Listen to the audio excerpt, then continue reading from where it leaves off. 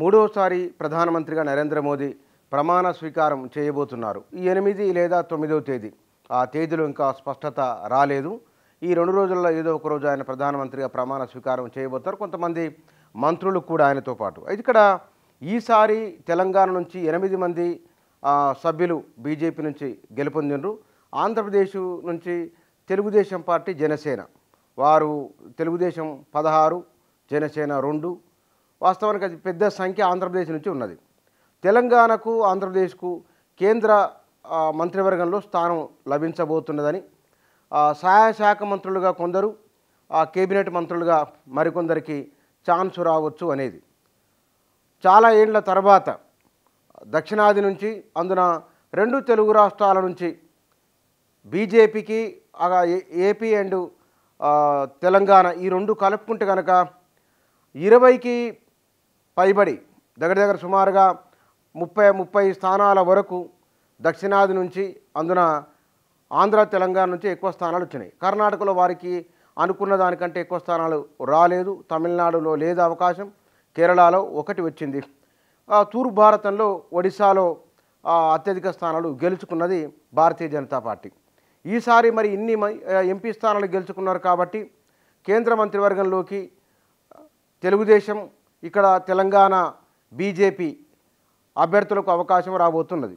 సామాజిక వర్గాల వారీగా తీసుకున్నప్పుడు ప్రధానంగా తెలంగాణలో రెడ్డి సామాజిక వర్గం, బీసీ సామాజిక వర్గాలు. రెడ్డి సామాజిక వర్గంలో డీకే అరుణ, కొండా విశ్వేశ్వరరెడ్డి, కిషన్ రెడ్డి ముగ్గురు రెడ్డి సామాజిక వర్గం నుంచి. బీసీలలో ఈటెల రాజేందర్ పేరు బలంగా వినపడుతూ ఉన్నది. బహుశా ఈటెల రాజేందర్ మొదటి నుంచి ఆయన ఉప ఎన్నికల్లో గెలుపొందడం ద్వారా భారతీయ జనతా పార్టీకి తెలంగాణలో ఒక ఊపు వచ్చింది. ఆ తర్వాత ఆయన అసెంబ్లీ ఎన్నికల్లో 2 నియోజకవర్గాల్లో పోటీ చేస్తే 2 చోట్ల ఓడిపోవడం, బీసీలలో ఎక్కువ జనాభా కలిగిన సామాజిక వర్గానికి సంబంధించిన వారు కావడం వలన బహుశా వారికి కేంద్ర క్యాబినెట్లోకి ఆయనకు తీసుకునే అవకాశం ఉన్నట్లు తెలుస్తూ ఉన్నది. కిషన్ రెడ్డి వరుసగా 2వసారి సికింద్రాబాద్ నియోజకవర్గం నుంచి గెలుపొందడం, ఆయన ఇంతకు పూర్వం కూడా కేంద్ర మంత్రిగా పనిచేసిన అనుభవం కూడా ఉన్నది, వారికి అవకాశం వచ్చింది. మరి ఈసారి ముగ్గురు అదే సామాజిక వర్గానికి సంబంధించిన వారు ఉన్నారు. విశ్వేశ్వరరెడ్డి ఉన్నారు, డీకే అరుణ ఉన్నారు. ఇప్పటికే డీకే అరుణ జాతీయ స్థాయిలో బీజేపీ పార్టీ హోదాలో ఉన్నారు, జాతీయ నాయకులుగా పనిచేస్తున్నారు. కిషన్ రెడ్డి రాష్ట్ర పార్టీ అధ్యక్షులుగా కూడా కొనసాగుతున్నారు. త్వరలో రాష్ట్ర పార్టీ అధ్యక్షుని మార్పు జరగబోతున్నది. మరి ఎవరికి అవకాశం ఇవ్వబోతున్నారు రాష్ట్ర పార్టీ అధ్యక్షుని అనే విషయం కూడా ఒక చర్చ ఉన్నది. ఇక్కడ బీసీ సామాజిక వర్గంలో బండి సంజయ్, ఆ తర్వాత అరవింద్, వీరు ఈటెల రాజేందర్ ఉన్నారు. ఇక రఘునందన్ రావు కేసీఆర్ ఇలాకాలో గెలవడం వలన వారు తొలిసారిగా బీజేపీ నుంచి ఎంపీగా గెలవడం ఒక అంశం ఉన్నది. సరే, వారికి అవకాశం ఇస్తారా లేదా అనే విషయం పక్కన పెడితే కనుక ఇందులో ఈ పేర్లలో ఎవరికే ఒకరికి మంత్రివర్గంలో తీసుకునే అవకాశం ఉన్నది. బహుశా ఈటెల రాజేందర్కే బీసీ సామాజిక వర్గాల నుంచి అవకాశం ఉన్నది. రాష్ట్రంలో కనుక అప్పుడు ఉన్న పరిణామాలు, బండి సంజయ్ మార్పు తదితర అంశాలు పార్టీ పైన నెగిటివ్ ప్రభావాన్ని తీసుకొని వచ్చినాయి. బీసీ ముఖ్యమంత్రి అభ్యర్థిగా అప్పటికే ఈటెల పేరు విస్తృతంగా ప్రచారంలో ఉన్నది. ఈసారి బీసీకి అవకాశం ఇవ్వడం వలన ఈ 8 లోక్సభ నియోజకవర్గాల్లో గెలవడం అంటే దగ్గర 50-60 అసెంబ్లీ నియోజకవర్గాల పైన ప్రభావం ఉన్నట్లుగా బీజేపీ నాయకత్వం భావిస్తున్నది.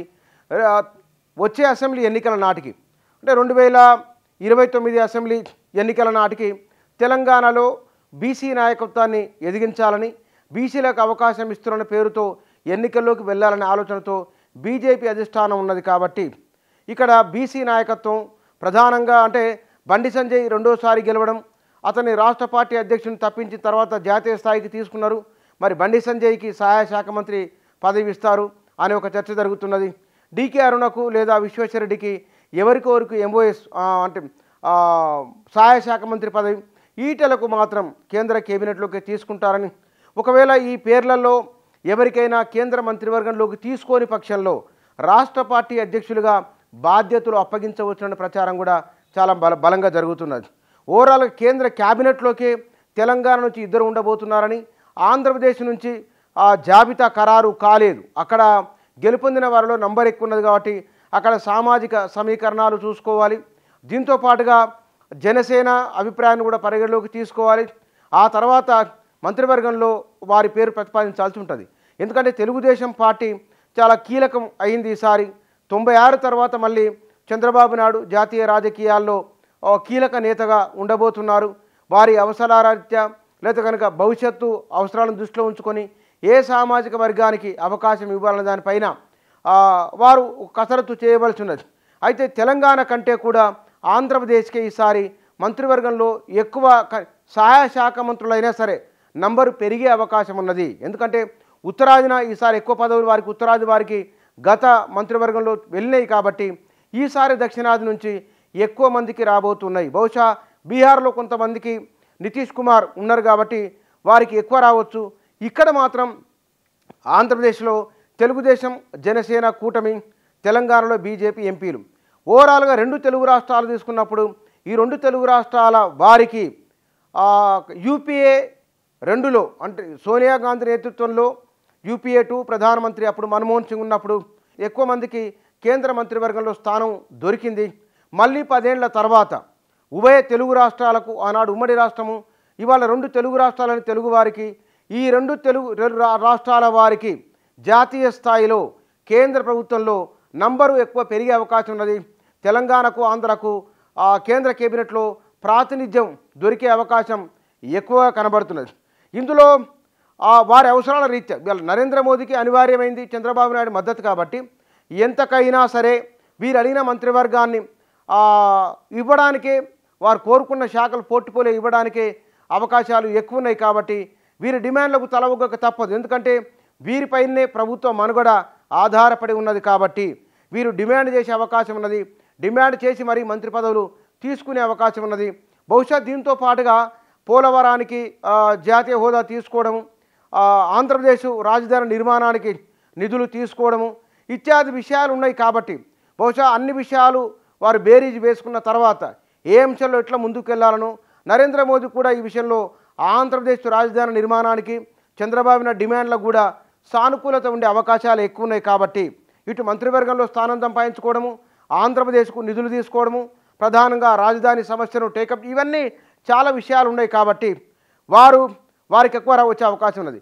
తెలంగాణలో భవిష్యత్తులో కర్ణాటకలో బీజేపీ అనుకున్న స్థాయిలో రాలేదు కానీ తెలంగాణలో ఎక్కువ స్థానాలు వచ్చినాయి.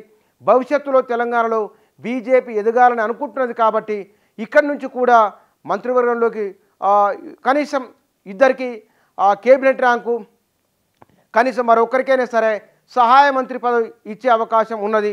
ఈ విషయం పైన మనకు ఇవాళ రేపు ఎవరికి మంత్రి పదవి రాబోతున్న విషయాలపైన స్పష్టత వచ్చే అవకాశం ఉన్నది.